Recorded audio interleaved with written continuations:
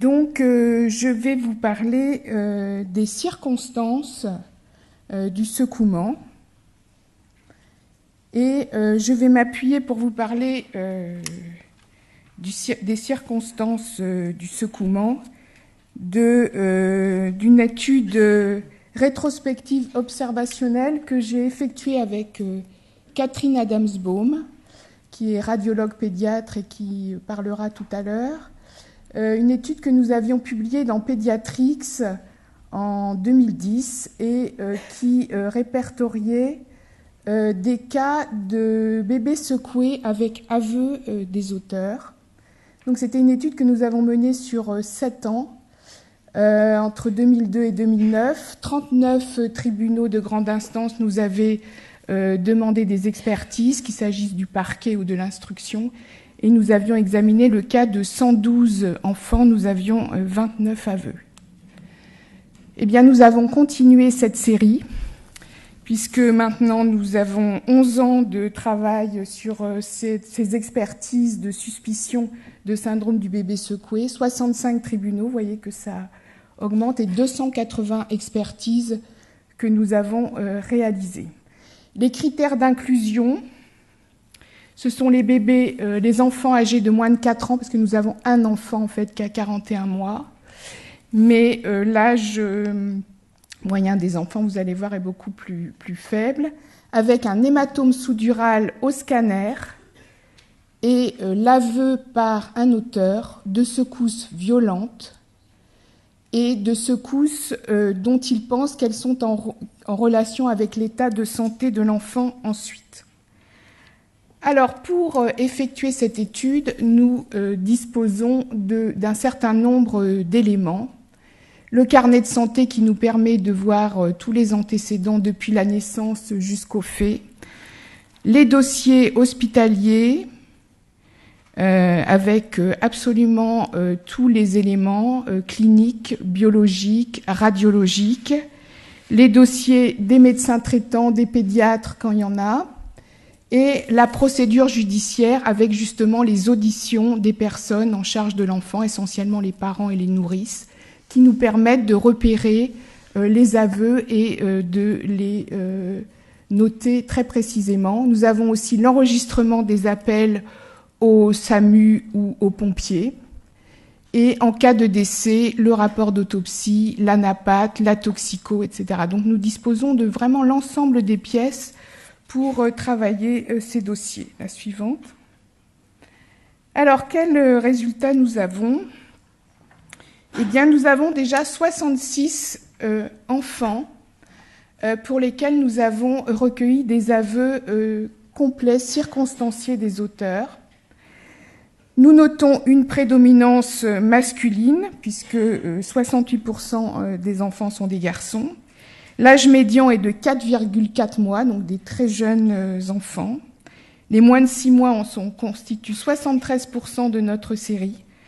Un facteur de risque, puisque Anne Thur s'en parlait, c'est la prématurité. Nous retrouvons quand même une forte proportion de prématurés, 23%. Et 29% des enfants, de ces 66 enfants, sont décédés des suites du secouement.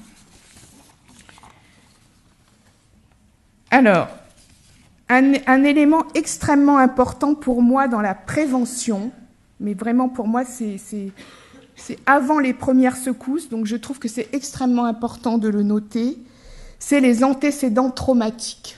Et je trouve que les professionnels de santé se contentent bien souvent, beaucoup trop facilement, des explications qui leur sont données concernant des antécédents traumatiques sur un bébé. Vous voyez, des très jeunes enfants, 75% en moins de 6 mois, eh bien une ecchymose sur un bébé de moins de 6 mois qui ne se déplace pas, qui n'a pas d'autonomie, eh bien c'est pas du tout normal et il ne faut pas se contenter de l'explication qu'il s'est cogné contre le barreau du lit ou que le mobile lui est tombé sur la tête.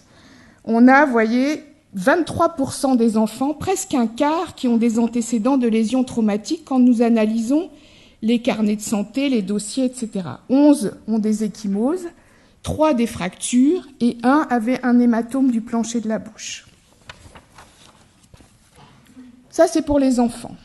Sur les auteurs, nous avons autant d'hommes que de femmes, avec des pères ou beaux-pères, vous voyez un peu la moitié, beaucoup de mères, 19 sur 66, des nourrices, et nous avons un grand frère d'un bébé, un grand adolescent âgé de 17 ans. Ce qui est très frappant dans les dossiers que nous avons, c'est que c'est toujours une relation duelle avec l'enfant. La personne est seule avec le bébé au moment des secousses. Ça, c'est extrêmement important de le savoir. Et le facteur déclenchant qu'on retrouve, et je vous montrerai des exemples tout de suite, c'est les pleurs. Les pleurs, comme le petit film que Anne-Laurent Vanier nous a passé tout à l'heure, les pleurs qui inquiètent, qui déstabilisent, qui font que les gens perdent absolument tous leurs moyens. La suivante, oui c'est ça. Donc tous les enfants sont pris sous les aisselles et violemment secoués. Et finalement, il y a peu d'impact associé dans notre série. On n'en trouve que 12%, c'est-à-dire 8 sur 66 bébés. Alors les secousses. Nous disposions donc sur ces 66 dossiers, dans 53 dossiers sur les 66, de la description de l'enfant après les secousses. Et nous voyons que dans 53 cas sur 53, il y a des effets immédiats sur le bébé. C'est-à-dire que les symptômes surviennent immédiatement. Oui. Soit il arrête de pleurer, il semble fatigué et veut dormir, c'est ce que disent les agresseurs. Il est mou, une poupée de chiffon, désarticulé. Il a un regard qui a changé. Il a des troubles respiratoires. Il est pâle, blanc, il vomit. Donc il y a des symptômes immédiats sur le bébé. Ça, c'est très important. Les secousses sont répétées. Eh bien, c'est comme dans notre série Pédiatrix. Dans 50% des cas, nous trouvons des répétitions des secousses pendant des jours, des semaines ou des mois. Et là, je vais vous laisser lire les déclarations des auteurs sur les circonstances dans lesquelles surviennent ces secousses.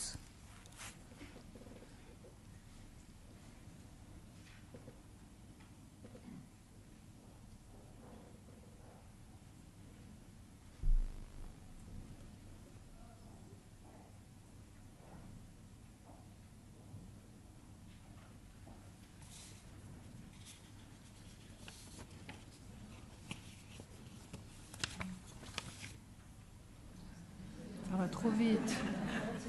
Ah oui, on n'est pas si doué.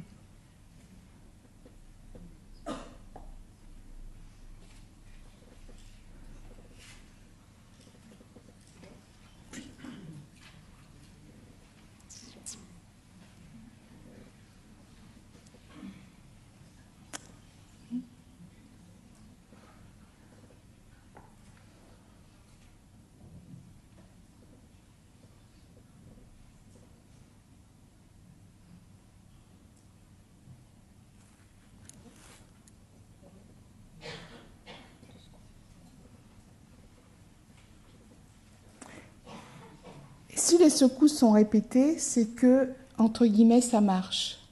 L'enfant s'endort, l'enfant se calme, arrête de pleurer.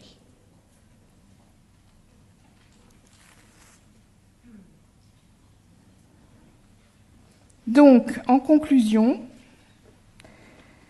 les victimes sont majoritairement des garçons, moins de 6 mois dans les 3/4 des cas. La prématurité, c'est un facteur de risque que nous avons repéré dans notre série. Le décès, et on en parlera tout à l'heure avec Caroline Rambaud, 29% des cas. Et j'insiste beaucoup sur ces antécédents de lésions traumatiques. Quand on voit ça dans le carnet de santé, puis qu'on voit qu'un mois plus tard, l'enfant a été secoué, il est en réanimation, on se dit on a loupé quelque chose. Là. Franchement, c'est vraiment quelque chose sur lequel on doit être particulièrement vigilant. Suivant. L'auteur est autant une femme qu'un homme dans notre série. Les pleurs sont le facteur déclenchant. L'auteur est en relation duelle avec l'enfant. Les secousses répétées dans la moitié des cas et ont des effets immédiats sur l'enfant, et elles s'accompagnent rarement d'impact. J'en profite pour vous annoncer le congrès international sur le bébé secoué qui aura lieu en mai prochain à Paris. Et nous avons la chance, Anne-Laurent Vanier, Catherine Adamsbaum et moi, de faire partie du board d'organisation pour la France. Merci de votre attention.